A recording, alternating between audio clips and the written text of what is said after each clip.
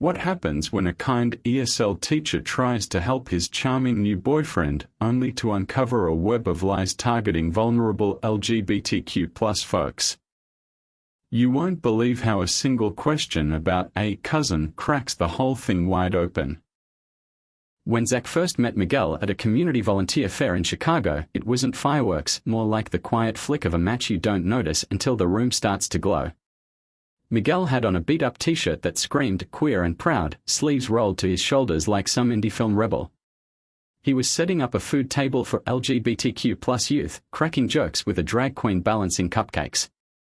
Zach was hauling in boxes of donated jackets from the non-profit he worked at, wiping his fogged glasses every 10 seconds and apologizing to anyone he bumped into. Zach, with his thrift store sweaters and warm librarian energy, had always been the kind of guy you trusted with your house keys after 5 minutes. ESL teacher on weekends. Birthday card sender to forgotten cousins. Once carried an elderly neighbor's groceries up 4 flights of stairs during a heatwave and apologized for sweating on her tomatoes. A sweet, soft-spoken fixer in a world full of users. So when Miguel, all charisma and cologne, started texting him after the fair, Zach was suspicious in the way a puppy is suspicious, excited but trying to look casual. Miguel was bold, hilarious, and had this way of calling Zach my softie like it was a compliment, not a character flaw. By date 3, Zach was already emotionally invested. Miguel brought him to an art show where everyone drank wine out of mason jars and said things like trauma-informed brushwork. He paid for the drinks without blinking and held Zach's hand like he was grounding a live wire. Zach floated home, convinced he'd accidentally stumbled into someone else's movie. A month in, Miguel was practically living in Zach's apartment. He made eggs with chili flakes on Sundays, talked to Zach's cat like it owed him money, and brought home obscure snacks from ethnic grocery stores just because. More than that, he made Zach feel seen, like he was finally allowed to be soft without being small. So when Miguel mentioned money troubles, Zach didn't hesitate. At first, it was subtle. Freelance is slow, Miguel said while flipping pancakes. Or, my bank is being weird. Zach offered to cover groceries. Then internet. Then a utility bill. Miguel always protested with just enough dramatic flair to seem reluctant, but not enough to actually say no. You're an angel. Just for a few weeks. Then came the cousin. He's 17, Zach. Got kicked out. Parents found out he's gay and now he's living in a park. Miguel paced the apartment like a storm cloud, eyes red, hands twitchy. I can't let him end up like, he choked, like my friend Darren. Zach didn't ask questions. He opened his laptop. How much? 800. Bus ticket. A few nights in a hotel. I'll pay you back. I swear. Click. Transfer complete. Miguel kissed him like he had just saved a life. But then things got weird. A week later, Miguel got quiet. Not said quiet, slippery quiet. Said he was dealing with family stuff and started ghosting Sunday breakfasts. When Zach offered help, Miguel gave him the kind of smile people give waiters who bring the wrong order. You've done enough, babe. Still, Zach played the supportive boyfriend. Until Instagram decided to play Sherlock. A photo. Miguel at a downtown bar. Arm around a stranger. Caption, with my day one heavy black heart hash. Timestamp. Same night he told Zach he had a migraine and was resting in darkness. Zach stared at his phone like it had just insulted his mother. Not angry. Not yet. Just stunned. Like finding a hair in your soup after you've already eaten half of it. He texted, hey, feeling better? No reply. 2 days later, Miguel showed up with takeout and a smile like nothing happened. Zach didn't say a word. Didn't want to seem needy or paranoid. But it started stacking. Lies, like receipts in a guilty wallet. Miguel said his cousin was in a shelter. Then said he was crashing with a friend in Michigan. Once he cancelled dinner due to a panic attack, Zach found him tagged at an open MIC, beaming in a new shirt Zach had seen in their laundry. Finally, Zach asked, how's your cousin doing? Miguel blinked. Which one? You know, the one you helped. Oh. Right. He's figuring things out. That night, Zach went deep. Instagram, Twitter, Facebook, even the dusty corners of Reddit. He found an old post tagged with Miguel's handle, linked to a collective called at Cunt Connect, helping vulnerable queer youth. Photos, blurred faces, stories identical to the one Miguel fed him. Cousins in need. All with donation links. And there he was.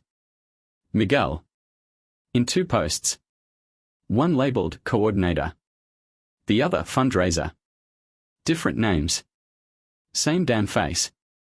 Zach's stomach dropped like an elevator with cut cables. But he didn't confront. Not yet. He screenshotted everything. Made a folder.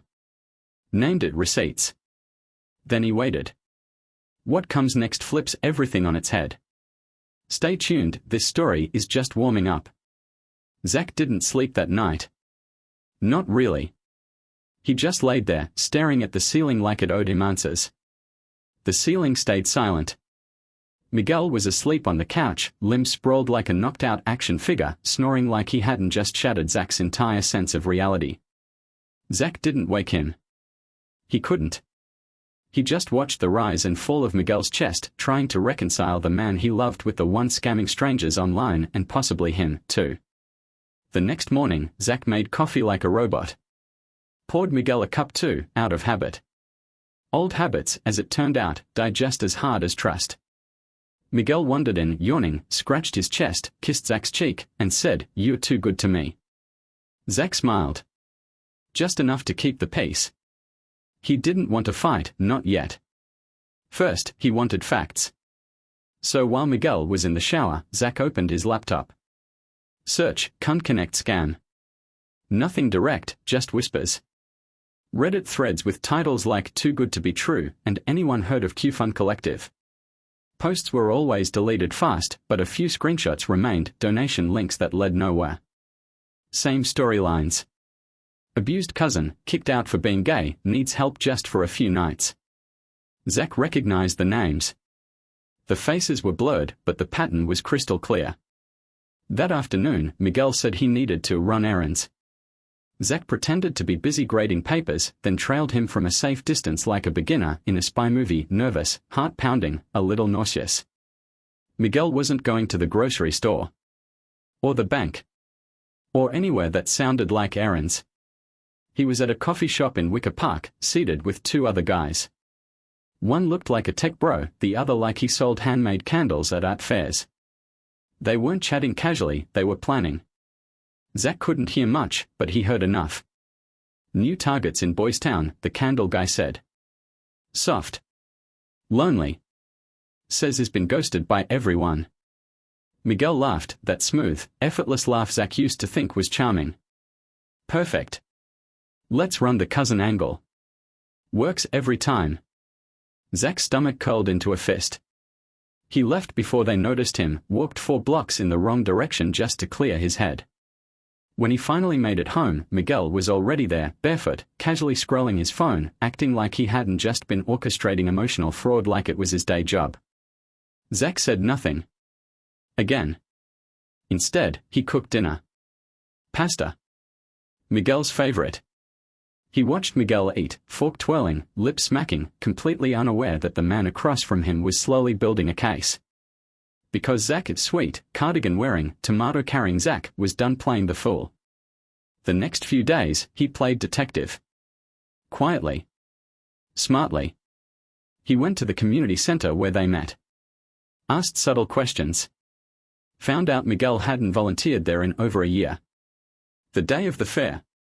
Just showed up to help a friend. Zach's stomach dropped again. Another lie. He visited the address Miguel said his cousin had stayed at, an old friend's apartment. The woman who answered the door looked confused. Miguel. He stayed here a few nights with his boyfriend. No cousin. Everywhere Zach looked, the story frayed more. But still, no confrontation. Not yet. Zach needed to understand how deep the hole went. He dug through Miguel's old Facebook posts. New aliases. Different profile pics. Same scams, just in other cities. A digital trail of manipulation that stretched back years. And the worst part? Miguel was good at it. Really good. He knew the right buttons to push, the exact sob story to tell, how to sprinkle in just enough truth to make it sting. Zach realized he wasn't the first. Probably wouldn't be the last. Then came the twist. A PayPal notification popped up on Zach's phone one evening, a $450 charge to a name he didn't recognize. He asked Miguel. Casual voice. Hey babe, did you use my PayPal for something? Miguel didn't flinch. Oh yeah, sorry. That was for the shelter donation. You said I could, remember? Zach hadn't said that. Not even close. But he nodded. Of course. Just forgot. Miguel smiled. Kissed his forehead. You're the best. Zach smiled back. Then opened a new tab. Bank. Password change. Done. PayPal. Two-step verification. Done. He opened a spreadsheet. Began tracking every cent. Every transfer. Every emergency. In total, nearly $5,700. Gone. Zach wasn't even mad about the money. Not really. What cut deeper was the betrayal. The rehearsed affection. The casual way Miguel had wormed into his life, eaten his food, slept in his bed, all while running scams on people just like him. Good people. Vulnerable people. People trying to help. He stared at Miguel that night across the couch. Same beat-up hoodie. Same playful smile. Same guy who used to kiss his wrist during thunderstorms and say, "You calm the chaos." Zach's voice barely broke a whisper. Who are you really? Miguel looked up. Blinking. Confused. What? Zach didn't push. Not yet. But inside, a fuse had been lit. The kind you couldn't unlight. And once it reached the powder, well, nobody was going to be ready. We are at the edge now. Everything you've been waiting for is about to hit. Stay close, the explosion's next. Zach didn't sleep that night, again. Only this time, it wasn't heartbreak or confusion keeping him up. It was clarity. Razor-sharp, cold as steel clarity. He'd been conned. By someone who kissed him like he mattered. Who tasted his cooking and called it soul food. Who made a performance out of folding his laundry like some domesticated dream. All the while scripting lies slicker than an oil spill. So Zach did what any self-respecting, cardigan-wearing, cat-owning, ESL teacher with a breaking point would do. He got organized. He printed screenshots. Labeled every donation link Miguel had shared. Cross-referenced PayPal accounts. Drew little red arrows like he was working a crime board in a police procedural. Hell, if the FBI had shown up with donuts, he would have given them a full briefing with coffee service. And then, he made a plan. Not for revenge. Not yet. For truth. That Friday, Zach invited Miguel to dinner. Just us, he said sweetly. I miss our time. Miguel walked in like a man who still owned the room. Fresh haircut. Too much cologne. That grin that used to melt Zach now just made his skin itch. Dinner was perfect. Wine. Roasted chicken. Jazz playing low. Zach kept the conversation light, like a man about to deliver a eulogy but still wants you to enjoy dessert. Then he stood. I want to show you something, Zach said. He pulled a folder from the drawer. Thick. Tabbed. Highlighted. Miguel tilted his head. What's this? A scrapbook, Zach said. Of all your lies. Miguel laughed. Not nervously. Boldly, like this was cute. Like Zach was being dramatic. Zach, come on. What is this? Some kind of. Zach opened to page 1. A screenshot of the donation link. Page 2, a cropped photo of Miguel posing as a fundraiser named Danny Cruz. Page 3, a Reddit thread dissecting at Cunt Connect as a rotating scam. Page 4. Zach's bank statement. All the transfers. Miguel's face dropped like a curtain mid-play. He didn't speak. Not right away. But the twitch in his jaw. That said plenty. You've been using me, Zach said. Calm. Cold. And probably half the city. Miguel sat back. Hands folded. I didn't take from you. Not really. You offered.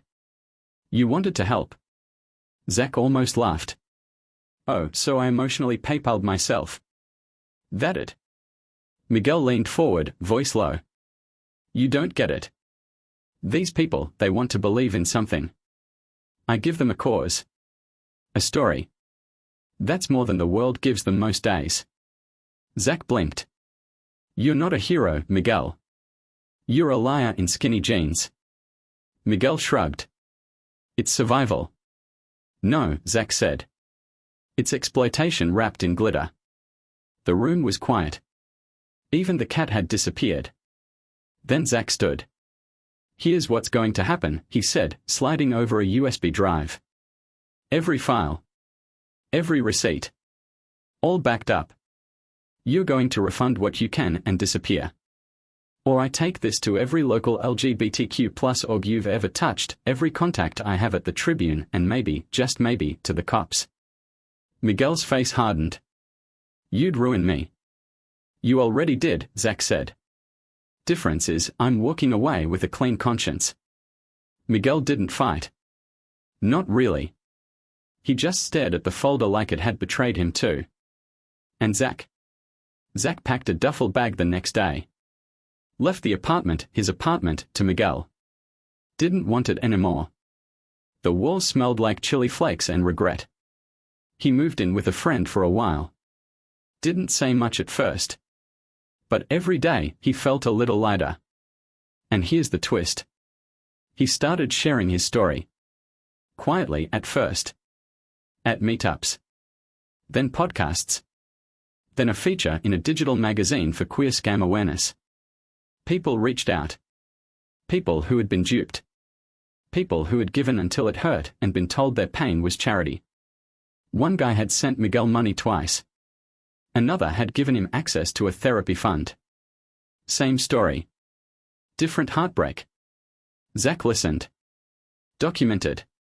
Organized again, this time, 4 others. And in doing so, he got something back. Not the money. Not even justice, really.